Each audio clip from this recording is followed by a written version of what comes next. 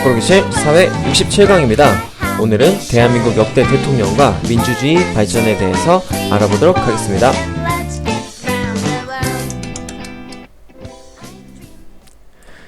네, 시작 멘트가 뭔가 하나 빠졌었죠? 네, 지금까지 늘 교과서 몇 쪽이라고 이야기하고 시작했는데 오늘은 교과서가 아닌 선생님이 정리한 프레지 자료를 가지고 한번 보도록 할게요. 오늘 배울 내용은 대한민국 건국에서부터 현재까지 대한민국 역대 대통령 누가 있었는지부터 해서 그 다음에 그 관련된 사건, 그 사건들은 우리 민주주의 발전에 기여했는지 아니면 오히려 방해되었었는지 이런 것들을 알아보도록 하겠습니다. 먼저 대통령 선거하면은 직접 선거와 간접 선거 두 가지가 있다 그랬었잖아요. 그러면 이 둘 중에 직접 선거하고 간접 선거 이 둘 중에 어떤 것이 민주주의에 더 가까울까요? 그렇죠. 네. 직접 선거라고 대답했습니까? 네, 그렇죠. 직접 선거가 민주주의 정치하고 더 관련 있죠. 국민이 직접 대통령을 자기 손으로 뽑는 것이 더 민주주의 정치에 가깝다고 이해하면 되겠습니다. 그 부분을 잘 생각하고 오늘 내용 시작하도록 할게요. 자, 먼저 1대 대통령, 초대 대통령 이승만입니다. 네, 이승만 독립운동가고요. 임기는 1948년 대한민국 건국에서부터 그 다음에 1952년입니다. 이때 대한민국이 수립될 때 대통령의 임기는 어떻게 했냐면 4년 중임제입니다. 기억나죠? 네, 중임제라는 것은 지금은 단임제잖아요. 한 번밖에 못해요.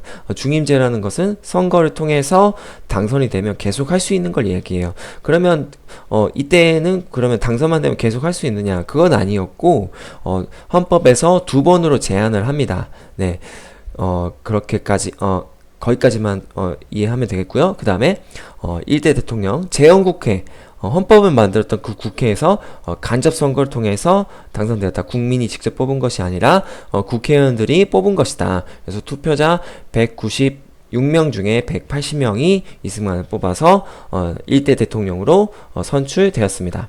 자, 그 다음 네, 그 다음에도 보면은 이승만이 또 2대 대통령을 하고 있죠. 2번까지 가능한다고 했었잖아요. 근데 여기 보면은 1950년에 중요한 사건이 하나 일어납니다. 뭐죠? 그렇죠. 6.25 전쟁이죠. 네, 이 6.25 전쟁하고 또 이승만하고 또 관련이 있죠. 네. 자, 그러면 제2대 대통령 이승만입니다. 임기는 1952년부터 1956년까지. 근데 이때는 지금 6.25 전쟁이 끝난 이후잖아요. 그러면 그 전에 국회의원 총선이 있었는데 이 총선 결과 야당이 승리하게 돼요. 그래서 간접 선거로 하면은 국회의원들이 대통령을 뽑는다 그랬었잖아요. 그러면은 야당이 승리했기 때문에 여당인 이승만은 굉장히 불리해지게 됩니다. 자기가 또 못 필 상황에 놓여 있는 거죠. 그래서 이 간접 선거로는 당선이 어려웠기 때문에 이승만이 헌법을 고쳐버립니다. 그걸 이제 우린 발췌 개헌이라고 하는데, 그래서 직접 선거로 하자, 국민들이 직접 뽑도록 하자 라고 이렇게 얘기합니다. 이거 겉으로 보면은 뭔가 이렇게 민주주의적인 그런 생각이지만 사실 속마음은 뭐였다? 자기가 간접 선거를 하면 대통령이 안 될 게 뻔했기 때문에 국민을 투표로 대통령 당선을 돼서 또 하려고 했었다라고 이해를 하면 되겠습니다. 네. 그래서 사실 국민들은 그 전에 대통령 이승만 대통령에 대해서 굉장히 익숙하잖아요. 그러니까 그냥 아는 사람, 익숙한 사람 뽑아버린 거죠. 그래서 또 2대 대통령에 당선이 됩니다. 자, 그 다음 또 3대 대통령도 이승만이에요. 근데 아까 선생님이 1대 대통령 할 때 얘기했었잖아요. 대통령은 헌법에서 2번까지만 가능하게 했었다. 중임제지만. 그래서 대통령 또 하기 위해서 이승만이 또 헌법을 바꿉니다. 그거는 우리 뭐라고 배웠었죠? 네, 4452 개헌이라고 했었죠? 일명 반올림 개헌이라고 했습니다. 이 개헌할 때 에피소드가 있었는데 찬송표에서 딱 한 표 모자랐다고 했었잖아요. 이 헌법 개헌 통과하려면 3분의 2 이상이 찬성을 해야 되는데 136명의 표가 필요했는데 딱 135명이 나왔어요. 근데 그 3분의 2라는 건 135.33이었는데 이 반올림의 논리를 갖다 대서 소수점 0.33은 그냥 버려도 된다. 그래서 135명이면 충분하다. 이런 말도 안 되는 논리로 이렇게 또 밀어붙여서 개헌을 시켜버리죠. 그래서 초대 대통령에 한해서는 계속 가능하게 또 이렇게 헌법을 바꿉니다. 네, 인간의 욕심은 끝이 없죠. 그래서 또 직접 선거로 당선이 되고요. 자, 그래서 또 보도록 하겠습니다. 4대 대통령. 그래서 4대 대통령 또 이승만이 하나요? 네, 될 뻔했어요. 네, 그게 뭐냐면 1960년에 3월 15일 부정선거가 일어납니다. 그래서 이승만이 네 번째도 이렇게 대통령을 하기 위해서 부정선거래요. 부정선거라는 것은 선거를 공정하게 하는 것이 아니라 뭔가 편법을 쓰고 그 다음에 남을 속여서 이렇게 선거를 조작하는 거죠. 그래서 뭐 유권자를 협박한다든지 아니면 투표 결과를 이렇게 조작한다든지 아니면 다른 사람이 투표한다든지 이런 식의 민주주의에 후퇴되는 그런 일들을 했었잖아요. 그래서 1960년에 4.19 혁명 시민의 대규모적인 시위가 일어납니다. 독재 정권 물러가라. 부정선거에 대한 진상규명을 해라. 정확하게 밝혀라. 그래서 대한 시민들의 강력한 시위가 일어났다. 그래서 4.19 혁명으로 대통령에서 물러나게 되죠. 그래서 4대 대통령으로 뽑혔지만은 취소가 됩니다. 자, 그 다음 그래서 이제 당선된 사람이 제 4대 대통령 윤보선입니다. 근데 여기서 조금 달라진 점이 있는데요. 대통령 중심제, 지금까지는 이승만이 거의 독재 정권으로 절대적인 그런 권력을 갖고 있었잖아요. 그래서 이승만이 4.19 혁명을 쫓겨나면서 우리가 대통령에게 너무 많은 힘이 이렇게 주어지고 있다. 그래서 내각 책임제, 다시 말하면 의원 내각제, 이렇게 총리 중심으로 하고 대통령은 한 나라의 대표만 하자. 실제적인 일은 국무총리와 그 다음에 국회의원들이 하자라고 이렇게 내각 책임제로 바뀝니다. 이 지금 현재 내각 책임제를 하고 있는 대표적인 나라가 뭐 영국이나 그 다음에 일본 같은 나라죠. 그래서 영국이나 일본은 대통령이 없어요. 거기는 왕이 있죠. 그렇죠? 그래서 왕이 이제 이런 대통령 같은 나라의 대표 일을 하고 그 다음에 국무총리가 실제적인 나라의 정치를 맡습니다. 자, 그래서 여기서는 이제 간접 선거를 통해서 이때 이 내각 책임제로 바뀌었기 때문에 간접 선거를 통해서 대통령 윤보선이 당선이 되었고 국무총리는 이제 윤보선이 임명을 했습니다. 근데 이제 임기가 보면은 1960년부터 62년이죠. 왜 2년밖에 안 했을까요? 그렇죠. 네. 개인적인 욕심에서 군인을 멀쩡하게 하고 있다가 갑자기 쿠데타를 일으킨 박정희 때문이죠. 1961년 박정희가 5.16 쿠데타를 일으킵니다. 이것은 민주주의에 후퇴되는 그런 사건이죠. 자, 그래서 제 5대 대통령 박정희 보도록 하겠습니다. 군인이었었고요. 그 다음에 임기는 1963년부터 67년이다. 이때 이제 박정희가 이렇게 쿠데타로 정권을 잡은 이후에 헌법을 고칩니다. 아까 의원 내각제였고 그 다음에 간접 선거였잖아요. 그래서 대통령 중심제로 바꾸고 그 다음에 직접 선거로 바꿉니다. 이때 박정희는 쿠데타를 일으키고 나서 그때 명분을 뭐라고 했냐면 나라가 너무 어지럽다. 그때 이제 의원 내각제로 가면서 윤보선하고 장면하고 대통령하고 국무총리 갈등도 있었고 그 다음에 4.19 혁명 이후에 사람들의 그런 기대치에 못 미치는 점도 있었고 그래서 이런 내가 혼란스러운 사회를 혼란스러운 나라를 바로잡기 위해서 쿠데타를 일으켰다라고 이렇게 명분은 갖고 왔지만 그리고 또 나중에는 다시 나는 군인으로 복귀할 것이다 라고 했지만 자기의 말을 어기고 대통령 선거에 나가게 되죠. 그래서 이때 대통령 선거, 직접 선거, 국민들이 직접 뽑아서 당선이 되게 됩니다. 그때 또 상대 후보는 또 윤보선이었고요. 그래서 5대 대통령 당선이 되었습니다. 자, 그 다음 6대 대통령도 마찬가지로 박정희입니다. 임기는 1967년부터 71년까지였고요. 그 다음에 또 직접 선거로 또 당선돼요. 이때도 또 윤보선과 대결해서 승리합니다. 자, 그 다음에 이제 헌법에서 대통령은 중임을 할 수 있지만은 그 다음에 2번까지밖에 할 수 없게 제한한다 그랬었잖아요. 그래서 박정희도 이렇게 2번 정도 대통령 하니까 또 욕심이 생기는 거죠. 그래서 또 개헌을 하는데 이거를 뭐라고 하냐면 3선 개헌이라고 합니다. 대통령을 3번까지 가능하게 바꾸는 거죠. 네, 이런 것은 개인적인 그런 욕심에서 헌법을 바꾸는 거기 때문에 민주주의에 후퇴되는 그런 사건이라고 볼 수 있겠죠. 자, 그래서 7대 대통령도 박정희가 당선이 되게 됩니다. 그래서 임기 1971년부터 75년 이때도 직접 선거로 당선이 됐는데 네, 이때 대선 후보는 상대 라이벌은 네, 김대중이었어요. 그리고 또 인간의 욕심은 끝이 없으니 네, 3번까지 했으니 또 하고 싶은 거예요. 그래서 그 유명한 유신헌법이 만들어집니다. 네, 1972년 유신헌법이 만들어지고요. 그 유신헌법의 대표적인 내용 2가지는 첫 번째, 대통령은 임기 6년으로 바꾸고 원래 4년이라 그랬었죠. 그리고 중임제로 했었잖아요. 근데 이 중임 제한을 아예 없앤다. 그러니까 다시 말하면은 장기 집권, 내가 할 수 있는 만큼 계속 하겠다라는 뜻이에요. 그러면 만약 국민이 안 뽑아준다면 대통령 못 하는 거잖아요. 이런 점도 있기 때문에 유신헌법에서 또 이런 식으로 개헌을 합니다. 대통령 선거, 대선은 통일주체국민회의에서 실시한다. 이 모임은 대통령을 뽑는 모임이고 박정희가 만든 그 모임입니다. 그래서 통일주체 국민회의는 뒤에도 나오니까 여러분들 꼭 기억을 하세요. 이 통일주체 국민회의에서 대통령을 뽑는 거예요. 그래서 국민들이 직접 뽑는 직접 선거가 아니라 간접 선거를 하겠다라는 거죠. 그렇죠? 국민들의 눈치를 본다, 안 본다, 안 본다라는 거죠. 그래서 이 유신헌법은 대표적인 민주주의에 후퇴되는 그런 사건입니다. 자, 그래서 그 다음 그래서 박정희는 유신헌법으로 대통령을 하게 됩니다. 제8대 대통령 박정희고요. 1972년부터 78년까지 6년 동안 하게 됩니다. 통일주체 국민회의 간접선거로 선출되고요. 그렇죠. 단일 후보예요. 이 단일 후보라는 것이 중요해요. 네. 라이벌이 있다 없다? 없다. 눈치 볼 사람이 있다 없다? 없다. 그래서 이렇게 선생님이 절대적 대통령제, 독재 정권 이렇게 써놨습니다. 자, 그 다음에 이렇게 되면은 이제 박정희가 자기 마음대로 자기 세상이 되잖아요. 그래서 국민들은 이렇게 국민들의 민주주의는 점점 탄압돼 가고 말할 수 있는 것도 말 못하게 되고 이렇게 되는 세상이 왔던 거죠. 그래서 국민들의 불만이 이렇게 점점 쌓이게 됩니다. 그 다음에 또 제9대 대통령에도 박정희가 당선이 됩니다.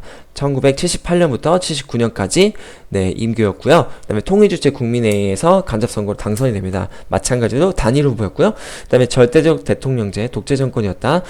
이런 거에서 이제 자꾸 박정희가 계속 대통령을 하고 안 좋은 점들이 많이 나오니까 1979년에 부산과 마산에서 또 시위가 일어나죠. 이걸 우리는 부마항쟁이라고 합니다. 그래서 유신 반대 시위, 유신헌법에 대해서 반대하는 그런 시위가 일어납니다. 그리고 또 1979년 10월 26일 김재규에 의해서 또 피살되는 사건도 일어났었죠. 그래서 임기가 이렇게 2년으로 짧습니다. 1979년에 죽었기 때문이죠.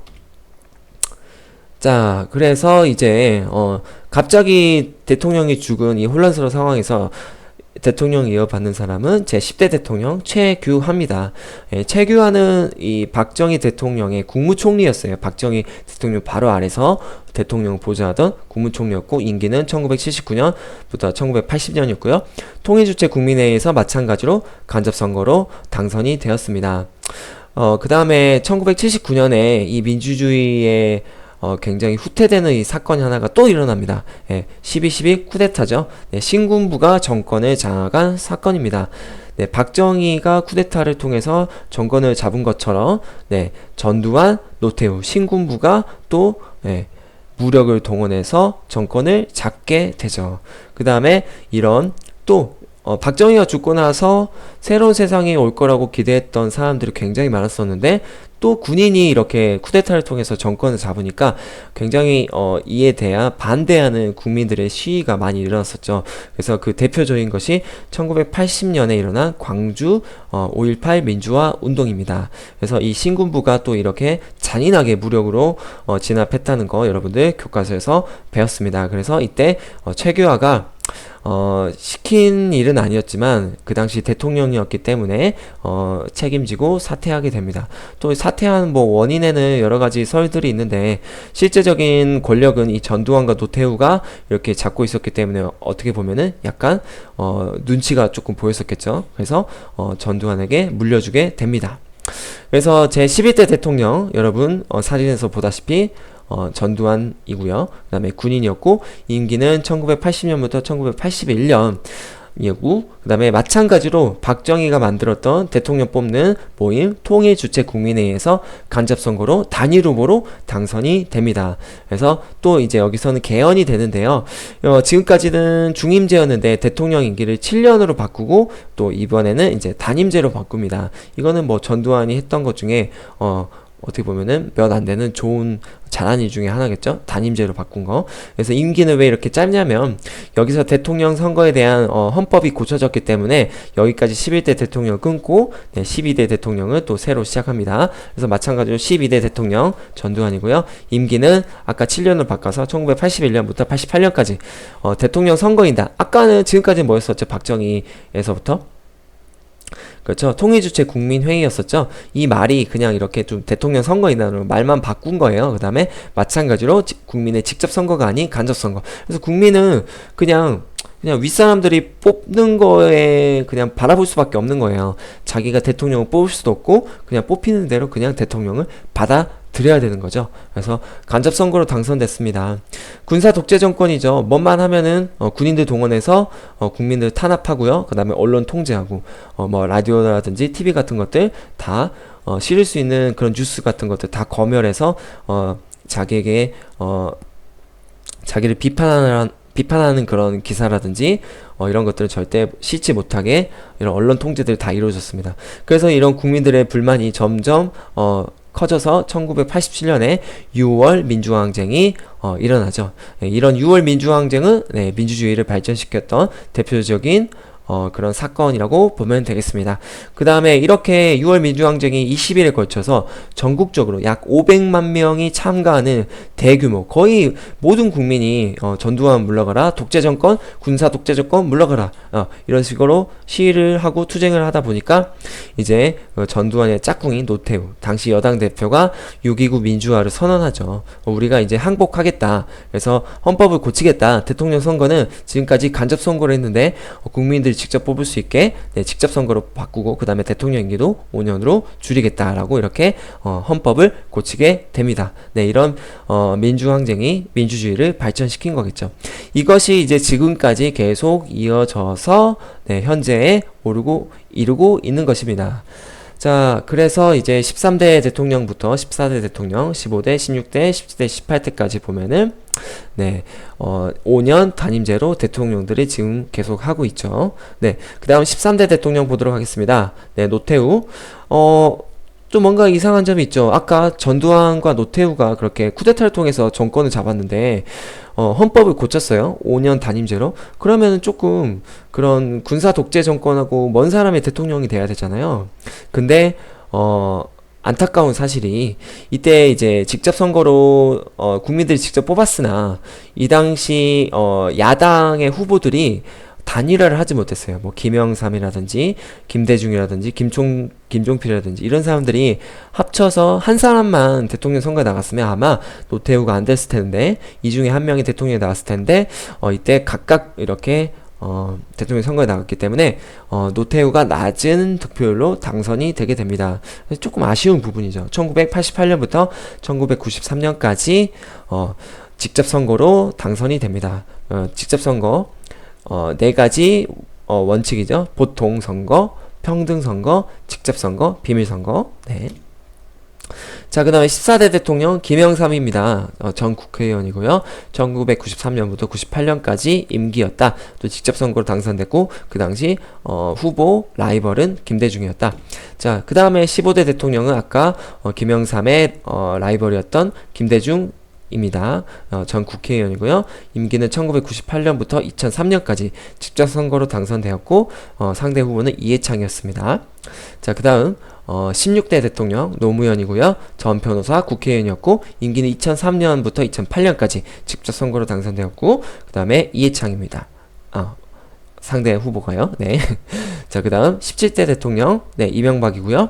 그 다음에 전 국회의원 그 다음에 임기는 2008년부터 2013년까지 직접 선거로 당선됐고 그때 당시 상대 후보는 정동영이었습니다.